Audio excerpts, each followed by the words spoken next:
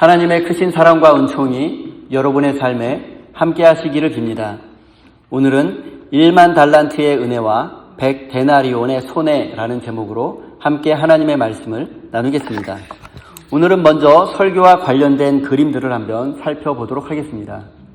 지난주에 그림을 빠뜨리고 와가지고 참 마음에 좀 마음이 불편했는데 오늘은 그림을 그래서 회개하는 마음으로 그림을 더 많이 준비해 봤습니다.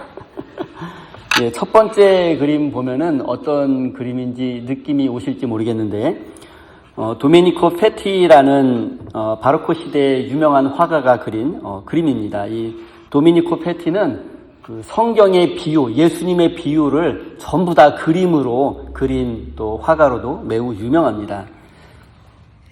이 작품은 왕에게 용서받은 종이 1만 달란트를 탕감받은 종이 자기에게 100데나리온 빚진 사람을 길가다 만나가지고 이렇게 멱살을 잡으면서 돈 갚으라고, 내 돈을 갚지 않으면 너를 감옥에 쳐넣겠다고 이렇게 독촉하는 장면을 묘사한 그림입니다. 참 1만 달란트를 용서받았음에도 불구하고 용서하지 않는 그 무자비한 종의 모습을 보여주고 있습니다. 두 번째 그림 보도록 하겠습니다. 클로드 미뇽이라고 17세기 프랑스 이제 바로크 화가로 유명한 화가인데요. 용서의 중요성에 대해서 이렇게 그림을 그리고 있습니다. 왕이 지금 딱 턱을 베고 앉아 있죠. 그리고 왕의 책상 그 탁자 위에는 서류와 금화들이 많이 있고요. 그 다음에 왕의 신하들에게 끌려 나와서 머리도 이제 대머리로 이렇게 벗겨지고 불쌍한 표정으로 살려달라고, 용서해달라고 하는 그런 장면인데 왕의 자비로움과 왕의 은혜를 묘사한 작품으로 많이 유명합니다. 세 번째 그림 한번 더 보겠습니다. 목판화이죠. 이거는 지금 뉴욕 메트로폴리탄 뮤지엄에 가면 볼 수 있습니다. 굉장히 유명한 이것도 작품인데요. 왕이 무자비한 종에게 처벌을 내리는 장면입니다.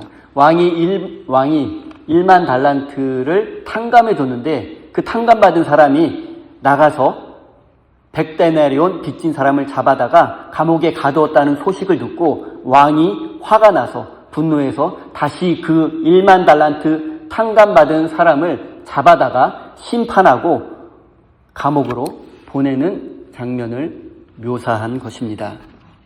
그리고 하나 더 사진을 보도록 하겠습니다. 그림을 보도록 하겠는데, 여러분, 이거는 한국 사람들에게도 굉장히 유명한 작품이죠. 딱 보면, 에드바르 몽크, 이제, 절규라는 작품이죠.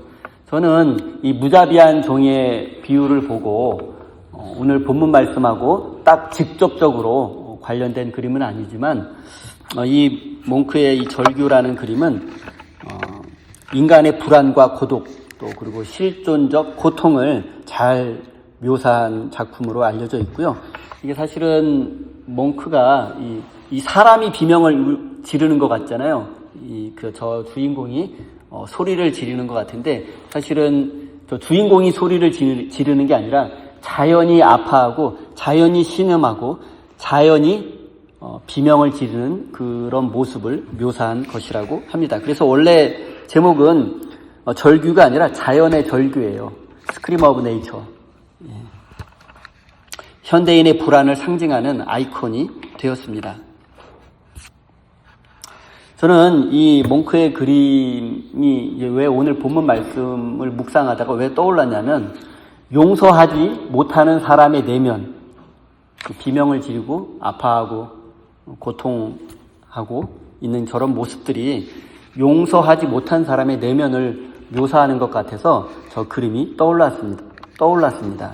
100데나리온에 집착해서 친구를 감옥에 가두지만 정작 지옥을 경험하는 것은 용서하지 못한 사람입니다. 관계의 단절과 실존적 불안에서 오는 현대인의 심리를 잘 묘사한 그림이라고 생각이 됩니다. 여러분 그림 잘 감상하셨죠? 오늘 하나님 말씀 나누면서 그림도 함께 연상하시면 도움이 될 것 같습니다. 오늘 본문 말씀의 내용 다 알고 있는 내용이지만 아주 유명한 내용이지만 제가 다시 한번 간단히 소개하겠습니다. 베드로는 예수님에게 형제가 나에게 죄를 지으면 내가 몇 번이나 용서해 주어야 합니까? 한 7번 정도면 충분하지 않습니까? 라고 물었습니다. 당시 유대인들은 동일한 죄를 지은 사람을 3번 정도 용서해 주는 것을 굉장히 관대한 것으로 여겼다고 합니다. 이 사실을 감안한다면 베드로의 7번 용서는 차고 넘치는 용서라고 할 수 있습니다. 그런데 예수님은 7번뿐만 아니라 70번씩 7번을 용서해 주라고 말씀하십니다. 산술적으로 계산해 보면 490번을 용서해 주라는 뜻입니다. 이것은 무한한 용서 그리고 복수의 영원한 포기를 의미합니다. 예수님은 끊임없이 용서해 주고 복수를 포기하라는 의미로 이 비유를 들려주셨는데 그것이 바로 무자비한 종의 비유, 오늘 본문 말씀입니다. 어떤 왕에게 1만 달란트를 빚진 신하가 있었습니다. 그리고 그 신하는 그 엄청난 돈을 갚을 수 없었고 왕은 그를 불쌍히 여겨서 모든 빚을 탕감해 주었습니다. 그런데 이 종이 이렇게 엄청난 은혜를 입고도 자기에게 100데나리온 빚진 동료를 만나자 그의 목을 잡고는 빚을 갚으라고 요구했고 심지어 그를 감옥에 가두기까지 했습니다. 그런데 왕이 이 모든 사실을 알게 되었습니다. 그래서 1만 달란트 빚졌던 사람을 잡아와서 감옥에 다시 가두었습니다. 왕이 화가 날 만도 합니다. 1만 달란트는 대략 6,000데나리온에 해당됩니다. 이것이 얼마나 큰 돈인지 한번 제가 비유로 설명해 드리겠습니다. 당시 유대 지역의 왕이었던 헤롯의 1년 전체 수입이 900달란트였다고 합니다.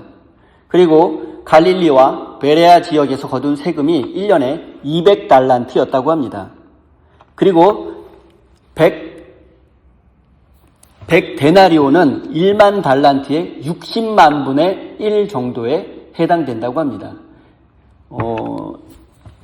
1만 달란트는 어떤 사람이 소유할 수 있는 재산이 아니고요. 국가의 1년 예산, 당시에도 로마 제국을 제외한 한 중간 정도 규모가 되는 나라의 1년 수입이 1만 달란트 정도였다고 합니다. 요즘 한국 사람들이 이해하기 쉬운 말로 하면 우리 한국 사람들 미국을 천조국이라고 부르잖아요.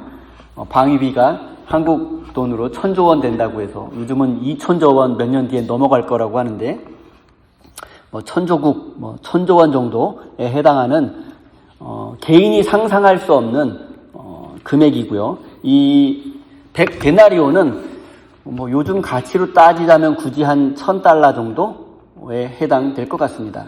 1,000달러와 1,000조의 차이입니다. 그럼에도 1만 달란트나 되는 엄청난 금액을 용서받은 사람은 자신에게 100데나리온밖에 되지 않는 적은 돈을 갚지 않은 사람을 감옥에 가두고 말았습니다.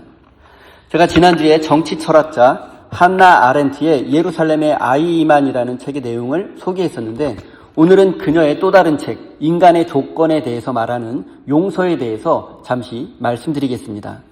한나 아렌트는 유대인으로서 독일 나치의 만행을 겪었음에도 불구하고 인간 사회를 유지하는 필수 조건으로 용서를 꼽았습니다. 아렌트는 인간의 행위에는 비가역성이라는 무거운 특징이 있다고 말합니다. 비가역성, 되게 어려운 단어죠. 사전적 의미는 어떤 행위가 한번 일어나면 다시 이전 상태로 되돌릴 수 없는 성질을 뜻합니다. 비가역성은 한번 엎질러진 물을 다시 담을 수 없듯이 우리가 저지른 말과 행동을 결코 돌이킬 수 없다는 뜻입니다. 이 때문에 인간은 과거의 잘못이라는 사슬에 묶여서 영원히 고통받을 수밖에 없는 운명입니다. 아렌트는 이 비가역성의 딜레마를 풀 수 있는 우주의 유일한 기적이 바로 용서라고 말합니다. 용서란 이미 일어난 일을 없었던 일로 만드는 마술이 아니라 과거의 행위가 미래를 지배하지 못하도록 끊어내는 것입니다.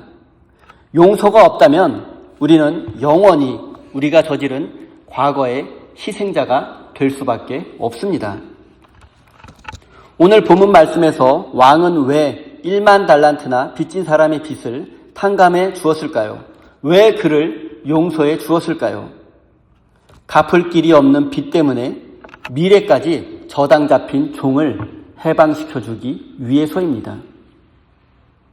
과거의 잘못된 행동 때문에 미래를 포기해서는 안 되기 때문입니다.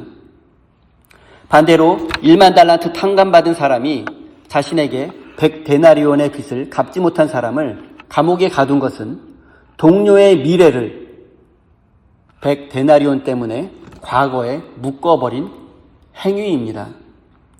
용서하지 않는다는 것은 나와 상대를 과거라는 감옥에 영원히 가두는 것입니다. 오직 사랑과 용서만이 시간을 앞으로 흐르게 할 수 있습니다. 여러분 주변에 보면 과거에 사로잡혀서 앞으로 나아가지 못하시는 분들 종종 보셨죠? 과거에 당했던 상처나 억울한 일이나 과거의 아픔 때문에 현실을 살지 못하고 미래로 나아가지 못하는 사람들, 과거라는 감옥에 갇힌 것이죠. 얼마 전에 저는 우연히 해밍웨이의 단편소설 세상의 수도라는 책을 볼 수 있었습니다. 내용은 이렇습니다. 스페인 마드리드에 파코라고 하는 아들과 그의 아버지가 있었습니다. 그런데 아버지와 아들 사이가 좋지 않았습니다. 어느 날 아버지는 집 나간 아들 파코를 찾기 위해서 신문에 이런 광고를 냈다고 합니다. 파코가 아마 프란체스코 그거를 파코라고 부르는 것 같아요. 파코, 이제 신문에 광고를 냈는데, 사랑하는 아들 파코야, 나는 너의 모든 것을 용서했단다. 이번 주 화요일 정오에 몬타나 호텔 앞에서 만나자. 그리고 화요일 정오가 되었습니다. 그런데 그 호텔 앞에는 무려 800명이나 되는 파코라는 청년들이 모여들었다고 합니다. 그들은 모두 아버지가 다 용서했다는 말을 기다리고 있었던 것입니다. 이 세상에는 아버지 또는 부모에게 받아들여지지 못하고 용서받지 못해서 고통 속에 살고 있는 자녀들이 너무 많습니다. 이들에게 필요한 것은 용서이고 받아들여짐입니다. 무자비한 종의 비유에서 1만 달란트 빚진 자를 용서해 준 왕은 바로 우리 하나님이십니다. 하나님은 1만 달란트 빚진 우리를 이미 용서하고 기다리고 계십니다. 그리고 우리가 형제를 용서해야 하는 이유는 우리가 그토록 갈구하던 용서를 이미 선물로 받았기 때문입니다. 사랑하는 성도 여러분, 우리가 우리에게 죄 지은 자를 용서하지 않는다면 죄 지은 자와 우리 모두 과거에 사로잡혀 미래로 나아가지 못할 것입니다. 영원히 감옥에 갇혀 고통당할 수밖에 없습니다. 하나님은 이미 우리를 용서해 주었고 우리가 하나님의 품으로 돌아가기만 한다면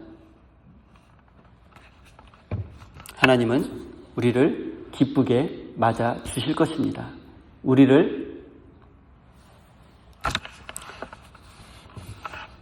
우리는 하나님에게 받아들여질 것입니다.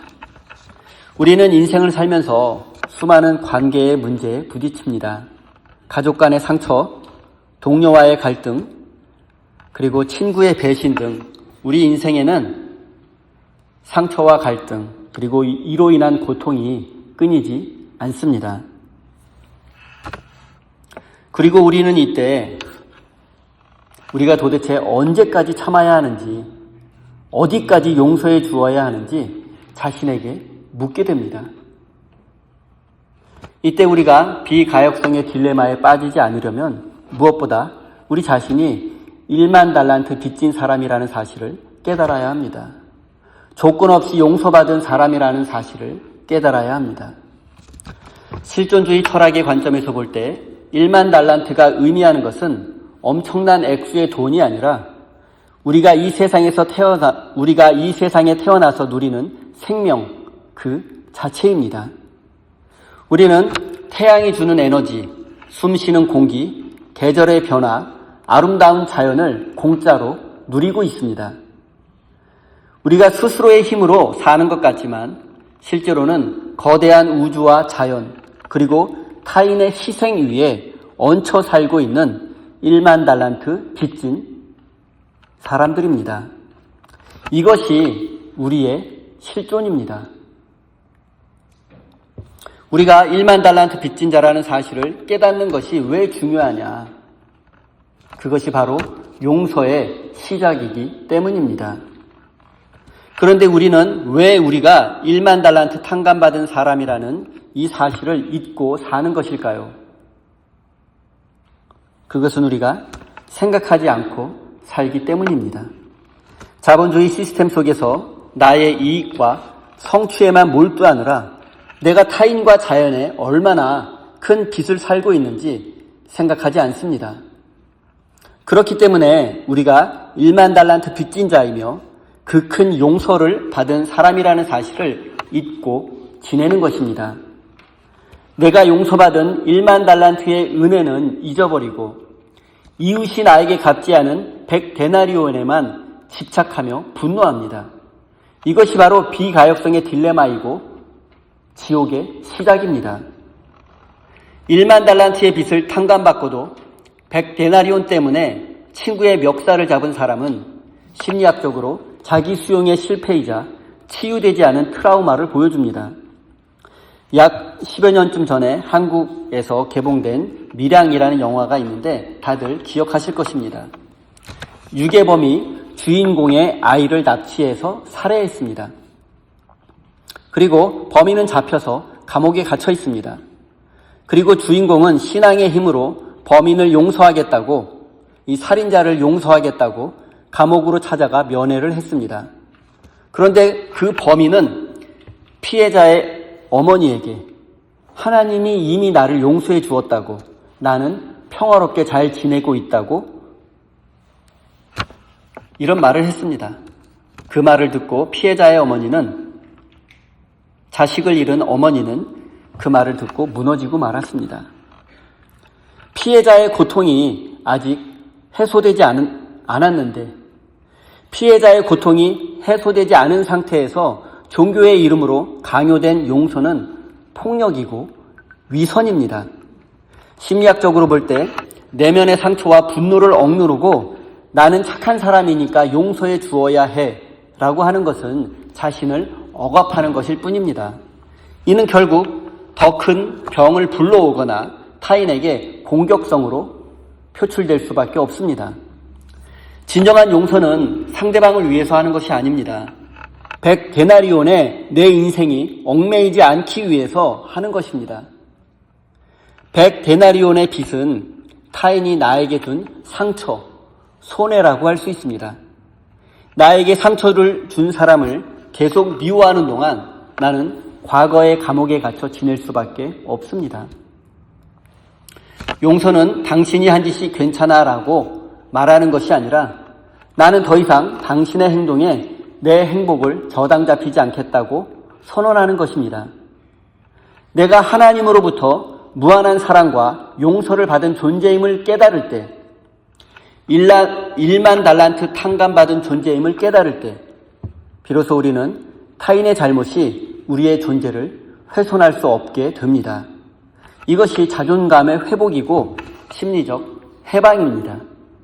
저는 지금 여러분에게 어떤 죄인이든 무조건 다 용서해야 하고 법도 필요 없다고 말씀드리는 것이 결코 아닙니다.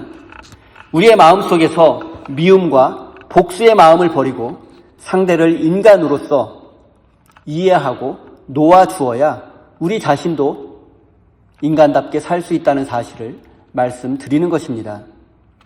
하지만 동시에 사회 정의와 질서를 위해서, 그리고 또 다른 피해자를 막기 위해서 죄에 대한 책임은 반드시 물어야 합니다. 맹목적인 용서는 악을 더 키울 뿐입니다.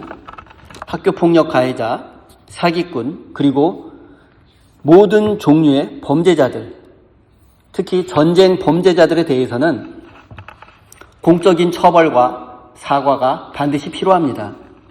악을 악으로 갚지 말라는 성경 말씀은 사적인 복수를 멈추라는 뜻이지 세상의 악을 방관하라는 뜻이 아닙니다. 그리고 우리에게는 인간이라는 한계성이 있기 때문에 또 우리가 도저히 용납되지 않고 용서하기 어려운 상황도 있습니다. 인생을 살다 보면 정말 용서할 수 없는 사람을 만나기도 하고 용서하기 어려운 그런 환경이 있습니다. 이렇게 용서하기 어려운 상황이라면 억지로 용서하려고 하지 말고 또 억지로 관계에 맺으려고 하지 말고 정중하게 거리를 두면 됩니다. 서로 얼굴 보지 않으면 된다는 뜻입니다. 내가 용서할 수 있는 마음이 생길 때까지. 이것이 현실을 살아가는 지혜이고 또 용서의 기술이 아닌가 생각합니다. 성경은 우리에게 맹목적인 용서를 강요하지 않습니다. 단지 우리가 하나님께 1만 달란트의 빚을 탕감받은 존재라는 사실을 잊지 말라고 요구할 뿐입니다. 자본주의 세상에서는 빚진 것은 반드시 갚아야 하고 받은 만큼 돌려주어야 합니다. 하지만 우리는 하나님께 받은 은혜와 용서를 다 갚을 수 없습니다. 우리는 영원히 갚을 수 없는 1만 달란트라는 엄청난 빚을 진 사람이기 때문입니다. 사랑하는 성도 여러분, 사람들이 분노하고 억울해하며 원수를 갚으려고 하는 이유가 무엇이겠습니까? 이 세상이 이기심과 폭력이 가득하게 된 이유는 무엇이겠습니까? 신앙 공동체인 교회 안에서조차 미워하고 편가르고 싸우고 분열하는 이유가 무엇이겠습니까? 그것은 우리가 하나님으로부터 1만 달란트의 빚을 탕감받았다는 사실을 잊어버리고 이웃에게 100데나리온 어치의 상처받은 것만 기억하며 살기 때문입니다. 1만 달란트의 은혜와 용서는 잊어버리고 100데나리온의 손해에만 집착하며 살기 때문입니다. 사랑하는 성도 여러분, 우리가 과거의 상처와 실패에서 회복되는 길은 1만 달란트의 은혜와 용서를 기억하는 것입니다. 그리고 이럴 때 우리는 더 이상 100데나리온, 즉 나에게 상처와 손해를 안겨준 사람을 용납하고 용서해 줄 수 있을 것입니다. 사랑하는 우리 세임교회 성도 여러분, 누군가를 억지로 용서하려고 애쓰지 마십시오. 다만 여러분이 하나님으로부터 1만 달란트의 용서와 은혜를 받은 사람이라는 사실을 가슴 깊이 새기시며 살아가시기 바랍니다. 100데나리온의 손해에 집착하는 삶에서 1만 달란트의 은혜를 누리는 삶으로 패러다임을 전환하십시오. 그래서 2026년 새해에는 용납하고 용서하며 사는 삶을 통해 참된 자유와 행복을 누리시기를 예수님의 이름으로 축원드립니다. 기도하겠습니다.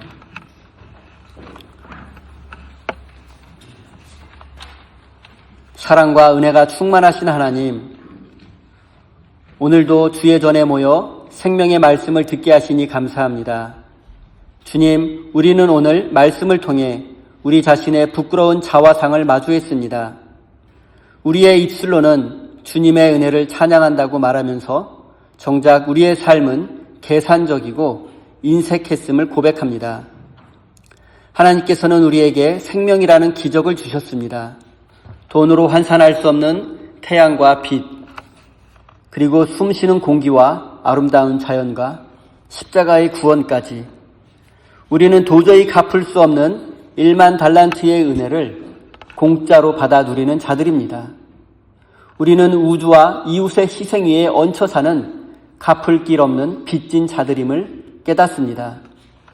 그러나 주님, 우리는 이 거대한 은혜를 너무 쉽게 잊어버리고 맙니다. 마치 내 힘으로 산 것처럼 교만하였고 내가 받은 것은 당연하게 여겼습니다. 그러면서 이웃이 나에게 입힌 100데나리온의 상처와 손해 앞에서는 분노하고 절망했습니다. 작은 자존심의 상처를 견디지 못해 형제의 멱살을 잡았고 미움이라는 감옥에 그를 가두려다 오히려 우리 자신이 지옥 같은 고통 속에 갇혀버렸음을 고백합니다. 주님, 과거의 상처에 매여 미래로 나아가지 못하는 우리를 불쌍히 여겨 주십시오. 억울해서 못 살겠다는 피해의식과 반드시 갚아주겠다는 복수심이 우리의 영혼을 갉아먹고 있습니다. 우리의 힘으로 용서할 수 없습니다. 억지로 용서하려다 더 큰 상처를 입기도 합니다. 그러하오니 성령님, 지금 이 시간 우리의 눈을 열어 주십시오. 100데나리온의 손에 꽂혀있던 시선을 들어 우리 뒤에 쌓여있는 1만 달란트의 은혜를 보게 하옵소서. 지금 내가 얼마나 과분한 사랑을 받고 있는지, 내가 얼마나 큰 용서를 받은 존재인지 깨닫게 하옵소서. 그리하여 이제는 더 이상 타인의 잘못이 내 행복을 무너뜨리지 못하게 하옵소서. 나에게 상처 준 사람을 미워서가 아니라 나 자신의 자유를 위해서 놓아주게 하옵소서. 주님의 손에 그들을 맡기며 미움의 사슬을 끊어내는 용기를 우리에게 주십시오. 2026년 새해에는 피해자로 살기를 원하지 않습니다. 은혜 받은 수혜자로서 넉넉한 마음을 품고 100데나리온의 손해와 상처쯤은 웃으며 넘길 수 있는 영적인 부요함을 우리에게 허락해 주십시오. 사랑의 하나님, 1만 달란트 빚진 자였던 우리를 탕감해 주시고 하나님의 자녀라는 존귀한 이름을 주시니 감사합니다. 우리가 가진 모든 것, 우리의 생명과 건강, 재물과 재능, 그 어느 하나도 주님께 받지 않은 것이 없음을 고백합니다. 오늘 그 크신 은혜에 감사하여 우리의 정성을 모아 예물을 드립니다. 이 예물은 단순히 우리의 소유를 드리는 것이 아니라 내 삶의 주인은 하나님이라는 신앙의 고백이며 나는 주님께 빚진 자라는 겸손한 엎드림입니다. 주님, 우리가 드리는 이 작은 물질이 100데나리온의 빚 때문에 고통받는 이웃들을 위해서 쓰이게 하옵소서. 가난과 질병, 소외와 차별로 인해 삶의 감옥에 갇힌 자들을 해방시키는 데 귀하게 사용되게 하여 주시옵소서. 손해보는 것을 두려워하지 않는 담대함을 우리에게 주시고 움켜잡는 삶이 아니라 펼치는 삶을 통해 더 큰 기쁨을 누리는 우리 모든 성도들이 되게 하여 주옵소서. 예수님의 이름으로 기도드립니다.